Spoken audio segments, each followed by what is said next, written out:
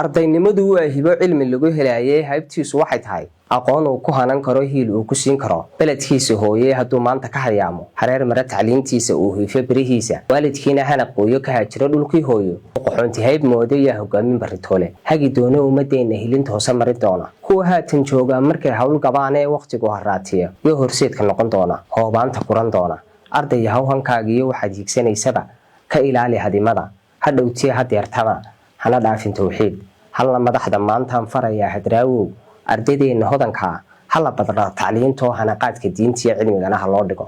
halka maamul fulintana jaamacadaha lagu baro afartaasoo wada hala haddii loo hagaajiyo haliyeeyaa kasoo bixi hamigoodu dheeriyo bulshadeena heer sare ku hogaamin doonay halla barahanaan wacan waa qalin hubkaaguna haybtaadu waa qaran waa hoggaan la sugayo iftiin laga helaayay arday haw hadaayicin haybadaad ku leedahay beledkaaga hooyo waxba yaanay maansado hore iila soconine waxa aan ku soo helay waxaad haysa mooyee waxaad hiigsanayso horta waa la hubiyaa